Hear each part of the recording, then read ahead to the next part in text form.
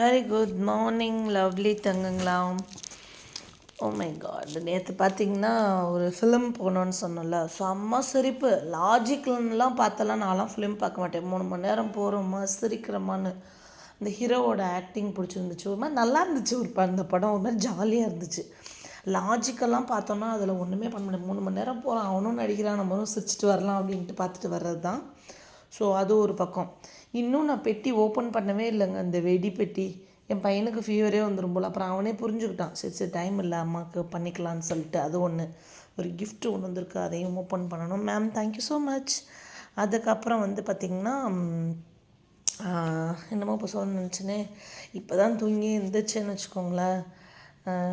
சொன்னால் சிரிப்பீங்க, கிளம்புற அடுத்த பஞ்சாயத்துக்குன்ற மாதிரி அடுத்து ஒரு ஃபிலிமுக்கு புக் பண்ணிட்டேன். ஏன்னா எனக்கு இந்த டிராஃபிக்கில் அங்கங்கெல்லாம் போயோ இது பண்ணியோ மலையில் இது பண்ணி இப்படிங்கள, வீட்டிலேருந்து ஏறினோமா காரில் அங்கே போய் தேட்டரில் இறங்கினோமா. அது மால் சூப்பராக இருக்குது. நான் எங்கள் ஊர் மாலை முதலே நான் ரொம்ப கேலி பண்ணேன். நான் ரெக்ரெட் பண்ணுறேன் இப்போது. ரியலி மால் இப்போ சூப்பராக இருக்குது. தஞ்சாவூர் வந்தீங்கன்னா அந்த மால் போங்க. வெயில் நேரத்தில் தஞ்சாவூர் வரணும்னு நினைக்கிறவங்க நீங்கள் என்ன பண்ணுங்கள், அது பேர் என்ன, அங்கே ஸ்டார்லைன் சினிமாஸ் 3 தேட்டர் இருக்குது, ஆடி 1, 2, 3ன்னு. அந்த நேரம் என்ன இருக்குதுன்னு பார்த்து புக் மை ஷோவில் போயிட்டு நீங்கள் புக் பண்ணிவிட்டு நீங்கள் போகலாம். ஸோ அடுத்து அதுதான் போகிறேன். அதுக்கப்புறம் நான் டிக்கெட் எதுவும் புக் பண்ணலன்னு நினைக்கிறேன் நான். மெயினாக நான் இதில் சொல்ல வந்தது என்னென்னா, நிறைய ஆஃபர்ஸ் நம்ம தீபாவளிக்கு போட்டதில் ரெயின் லில்லிஸ் புக் பண்ணுறதுக்கு வரீங்க தங்களா. நான் புக் பண்ணிக்கிறேன்.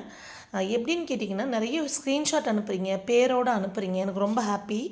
அதை என்ன பண்ணுங்கள், அதை பார்த்துட்டு ஒரு 10 கேட்குறீங்க அப்படின்னா அதுக்கு எதுக்கு நான் அந்த பேரை ரிப்பீட் பண்ணி ப்ரைஸ் போட்டு அனுப்புகிறனோ அதெல்லாம் இருக்குதுன்னு அர்த்தம். பேமெண்ட் போட்டு நீங்கள் ஆர்டர் கன்ஃபார்ம் பண்ணிக்கோங்க, ஓகேவா. நீங்கள் ஒரு 20 ஃபோட்டோ அனுப்புவீங்க, ஆனால் நான் 10 இல்லை 2 1 தான் நேம் போட்டு டைப் பண்ணி அனுப்புவேன். உங்களுக்கு ரிப்ளை பண்ணுவேன் நான்.